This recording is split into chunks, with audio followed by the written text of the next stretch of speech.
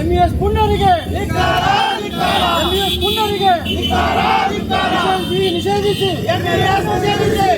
ನಿಷೇಧಿಸಿ ಎಂಇಎಸ್ ಪುಂಡರಿಗೆ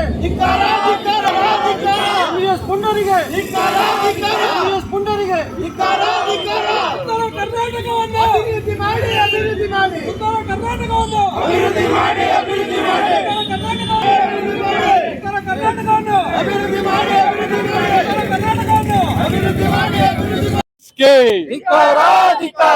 ಎಂಇಎಸ್ಗೆ ಉತ್ತರ ಕರ್ನಾಟಕ ಉತ್ತರ ಕರ್ನಾಟಕ ಉತ್ತರ ಕರ್ನಾಟಕ ಎಂಇಎಸ್ಗೆ ಕಳ್ಳ ಎಂಇಎಸ್ಗೆ ಇವತ್ತಿನಿಂದ ಉತ್ತರ ಕರ್ನಾಟಕದ ಭಾಗ ಕರ್ನಾಟಕದ ಗಡಿ ಪ್ರದೇಶ ಬೆಳಗಾವಿಯಲ್ಲಿ ಅಧಿವೇಶನ.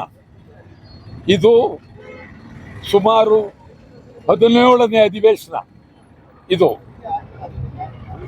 ಉತ್ತರ ಕರ್ನಾಟಕದ ಅಭಿವೃದ್ಧಿಗಾಗಿ ಅಧಿವೇಶನ ಅಂಥೇಳಿ ಪ್ರತಿ ವರ್ಷ ವಿಧಾನಸಭೆಯ ಮುಂಚಿತವಾಗಿ ಮಾತನಾಡ್ತಾರೆ.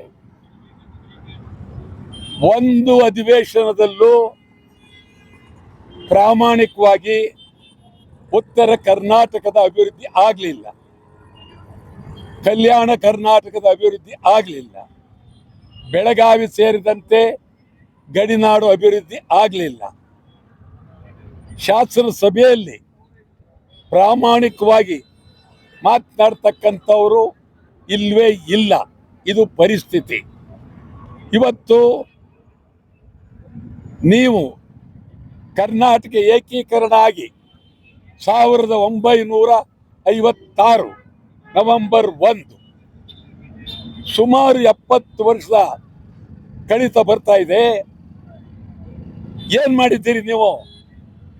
ಹೈದರಾಬಾದ್ ಕರ್ನಾಟಕ, ಉತ್ತರ ಕರ್ನಾಟಕ ಏನ್ ಮಾಡಿದ್ದೀರಿ ನೀವು? ಈಗ ನೀವು ಒಬ್ಬರೇ ಅಲ್ಲ, ಇಂದಿನಿಂದಲೂ ಮೊದಲನೇ ಕರ್ನಾಟಕ ಏಕೀಕರಣ ಆದಮೇಲೆ ಮುಖ್ಯಮಂತ್ರಿ ಕಡಿದಾಳ್ ಮಂಜಪ್ಪ, ಬಿಡಿ ಜತ್ತಿ, ನಿಜಲಿಂಗಪ್ಪನವರು, ಹನುಮಂತಯ್ಯನವರು ಮೊದಲು, ಈ ರೀತಿ ಸಿದ್ದರಾಮಯ್ಯನವರೆಗೂ ಅನೇಕ ಮುಖ್ಯಮಂತ್ರಿಗಳು ಬಂದರು. ಯಾವ ಉದ್ದೇಶಕ್ಕೆ ಕರ್ನಾಟಕ ಏಕೀಕರಣ ಆಯಿತು ಆ ಉದ್ದೇಶ ಈಡೇರ್ತಾ ಇಲ್ಲ, ಭಾಷೆನೂ ಈಡೇರ್ತಾ ಇಲ್ಲ, ಜನಜೀವನ ಅನುಕೂಲ ಆಗ್ತಾ ಇಲ್ಲ. ಉತ್ತರ ಕರ್ನಾಟಕ ನರಕದಲ್ಲಿದೆ, ಕಲ್ಯಾಣ ಕರ್ನಾಟಕ ನರಕದಲ್ಲಿದೆ. ನಿರುದ್ಯೋಗಿಗಳ ಸಂಖ್ಯೆ ಜಾಸ್ತಿ ಆಗ್ತಾ ಇದೆ, ಉದ್ಯೋಗ ಇಲ್ಲ. ಬಹಳ ಕಣ್ಣೀರಿನ ಕತೆ. ಲಕ್ಷ್ಮೀ ಹೆಬ್ಬಾಳ್ಕರ್ ಹೇಳ್ತಾ ಇದ್ದಾರೆ, ಬೆಳಗಾವಿಯನ್ನ ವಿಭಜನೆ ಮಾಡಿ ಅಂತ. ಲಕ್ಷ್ಮೀ ಹೆಬ್ಬಾಳ್ಕರ್ ಅವರೇ, ನಾಲಿಗೆ ಬಾಯಿ ಭದ್ರವಾಗಿ ಇಟ್ಕೊಂಡಿರಿ, ಹಂಗೆಲ್ಲ ಮಾತಾಡಬಾರ್ದು. ಒಂದೇ ಒಂದು ಈಗ ಬೆಳಗಾವಿ ಇರಬೇಕಾಗಿದೆ, ಒಗ್ಗಟ್ಟನ್ನ ಪ್ರದರ್ಶನ ಮಾಡಬೇಕಾಗಿದೆ, ನಾವೆಲ್ಲ ಒಂದೇ ಅಂತ ಹೇಳಬೇಕಾಗಿದೆ. ಈ ಸಂದರ್ಭದಲ್ಲಿ ನೀವು ಜಿಲ್ಲೆಗಳನ್ನ ಮಾಡಿ ಬೆಳಗಾವಿಯ ಶಕ್ತಿಯನ್ನ ಹಾಳು ಮಾಡಬೇಡಿ. ಯಾವುದೇ ಕಾರಣಕ್ಕೂ ಬೆಳಗಾವಿ ಪಾಲಾಗಬಾರದು, ಬೆಳಗಾವಿ ವಿಭಜನೆ ಆಗಲೇಬಾರದು. ಎಂಇಎಸ್ ಮಹಾರಾಷ್ಟ್ರ ಏಕೀಕರಣ ಸಮಿತಿಯವರು ಕರ್ನಾಟಕದಲ್ಲಿ ಯಾಕೆ ಇರಬೇಕು?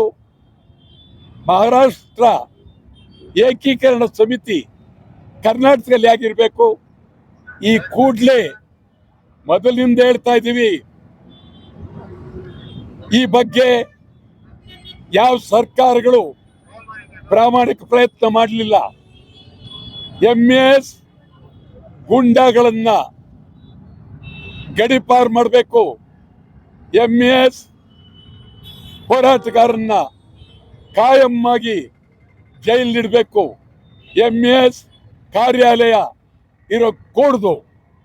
ಈ ಬಗ್ಗೆ ಈ ವಾರದಲ್ಲಿ ನಾನೇ ಶಾಸನ ಸಭೆಯ ಮುಂದೆ ಏಕಾಂಗಿಯಾಗಿ ಹೋಗ್ತೇನೆ ಬೆಳಗಾವಿಗೆ.